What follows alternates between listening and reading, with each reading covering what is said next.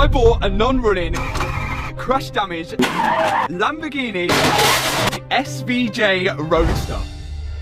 Of course, at a highly discounted price. £1,000. When we got the car back into the workshop, we actually managed to get it running and driving.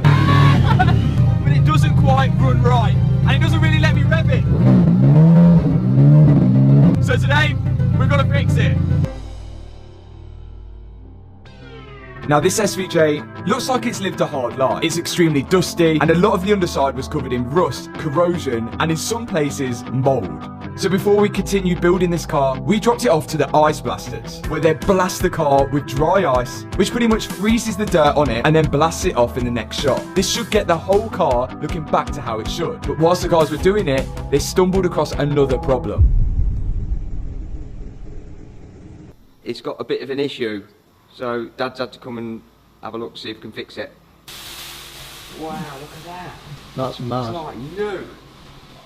That's crazy, Alan. I knew that looks. That is. Now the part that's leaking the green fluid looks like it was coming from the same place which we repaired before. See where it's clean. Oh, on the So we other haven't side. blasted up there because obviously, because of the leak. Now this is at the front of the gearbox, and all of these things are the solenoids which are used to change the gear in the car.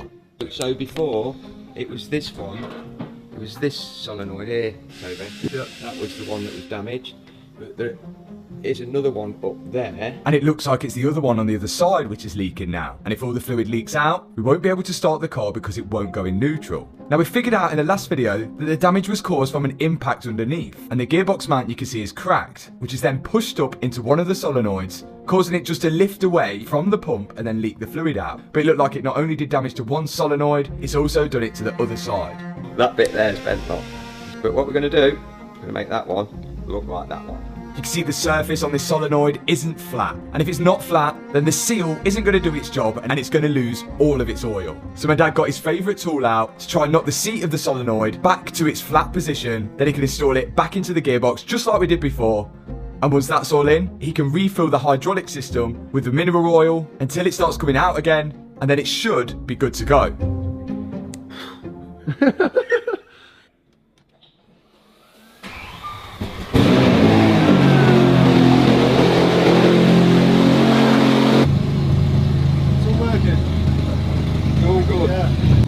No more leaks. For now, anyway. Okay, that's done. Let's get the car back to the unit. Suzanne, the SVJ is back from the ice blasters and it looks brand new, as it should. And it's literally looks so good underneath, on top, in the engine bay especially. But it has made me notice something which could be a bit of a problem. These SVJs have a carbon tub. The part that you actually sit in is made out of carbon, which is really rigid and strong. But the part which holds the engine is made out of aluminium. It's a full aluminium frame bolted to the carbon tub. Now we know we had a little bit of damage to the frame in the last video, which actually Bob was able to cut out and re-weld in an aluminium piece to make it look exactly the same as factory. But we think we have some more damage at the top of the frame now. Right here, you can see it's sort of squashed up. It's bulged up, which would mean that there's been some kind of force, it's been some kind of force going in that direction. And this bulge means we could have some serious twists in the chassis. And this is where the majority of the damage was. So potentially I think something has pushed it that way, which is not good. And there's a few ways to sort of figure out whether something is bent or broken. And we're gonna have to do that. And the first step really is to unbolt this X brace and see if everything kind of pings back to where it should, because that brace has definitely moved. Now, best case scenario here is I remove the bolts for this X brace and then the frame moves back. And if we try to put the bolts back in for the X brace, the holes won't line up. And luckily, that seems to be the case. You can see the bolt holes are just out of line now. The holes do not line up with the chassis, which would say to me that the chassis moved that way, the brace is squashed up, but as soon as I've unbolted it, the chassis moved back because now the bolt hole doesn't line up there and just nearly lines up there.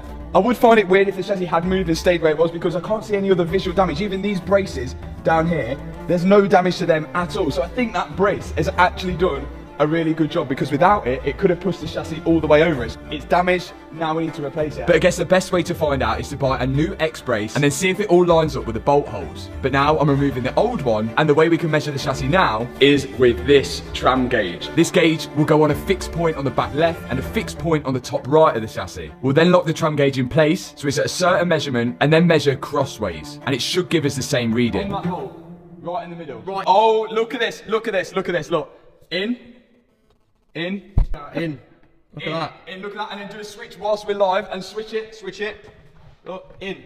Boom! In. That's good news. That is actually good news, because the chassis hasn't moved, so when we buy a new cross brace, it should just go straight in.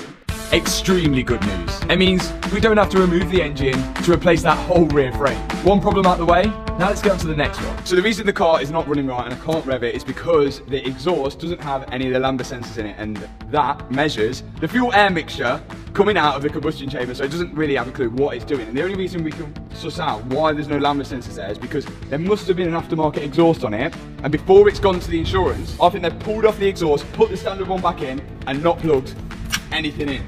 We've got a solution, and it is almost illegal to put back on a standard exhaust on an SVJ. So first thing, let's get the standard exhaust off.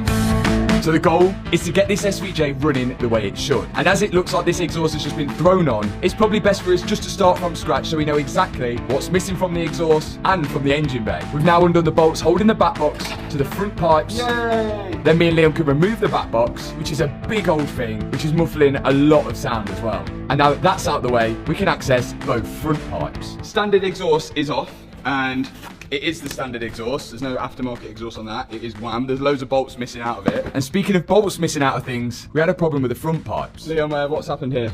So we've just got the top one off. Yeah. And what should happen now is you've got to undo the bottom one. Which is hard to get to. Which is hard to get to. Yeah. But oh, Susie. there wasn't even one on the bottom. No. I can see why they put one on the bottom. Zoom in. Oh, it is there. It's there. Wait. The clamp was actually there, but whoever's thrown this exhaust back on, I guess, couldn't be bothered to try and put the bolt It made in. our job easier. Easy. Yeah. Let's undo that side. And on the left side of the car, we've undone the top V-band clamp to remove the bolt. And once that was removed, it wasn't a surprise that the bottom one wasn't going to be either.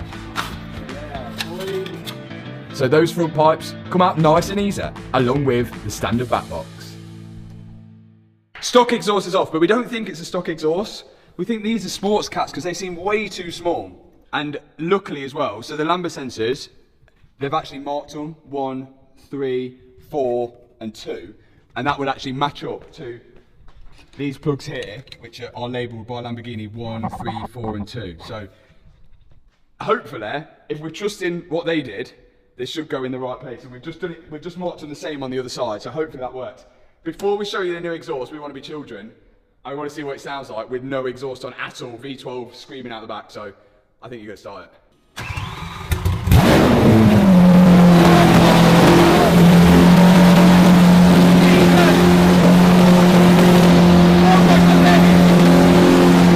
don't know if it'll rev. Only a little. Oh, it stinks. Oh my days. Oh my days, the heat that come off the back of that. So it won't let us rev it because of the no Lambda sensor issues. That was loud. That was really loud. That was insanely loud. Now we need to turn that loudness into a pitch, which we've got a solution for.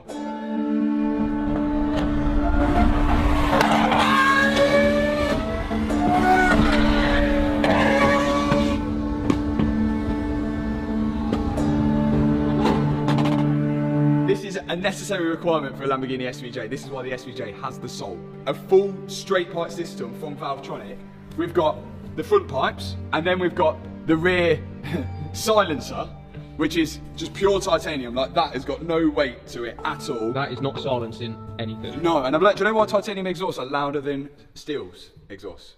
No. Because the titanium is more rigid, so it doesn't absorb sound as much. So because it's like a harder metal, it vibrates more, which makes more noise. The only thing is they're really brittle, so yeah, you just don't want to hit them or anything. And then on top of that, the absolute bad boy You gold. can fit the camera in there. I know, that is, look at that. That passes the arm test, and these are going to go on the bumper over here. We're going to need a new bumper because this one's broken, but we've got gold tips which are going to shoot flames out. That's going to look sick. That's going to look crazy.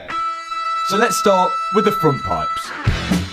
And we're going to need some Lamber sensors. There's 2 sensors which go before the cap and 2 afterwards. The first sensor is to tell the ECU how well the car's burning the fuel. And the second sensor tells the ECU how well the catalytic converter is working. And then the ECU can adjust the fuel air intake to make it perfect. So we're hoping once we install these, it will take the car out of limp mode and we'll actually be able to rev it. Now there's 8 sensors altogether, and these aren't cheap from Lamborghini. £184.69 each for the front, and then for the rear ones, £82.94. But it's Bosch that make these Lambo sensors, and if you cross-reference the part number, you can find the front ones for £81 and the rear ones for £86 if you don't buy them from Lamborghini. Nice way of saving a bit of money without compromising the quality because they're exactly the same. Once the Lambo sensors are in the front pipes, me and Liam can guide them back into place. On the left side, I had to dismantle a fair bit just to get it into the right position, and I can see why now the guys who put the stock exhaust on left a few bolts out, because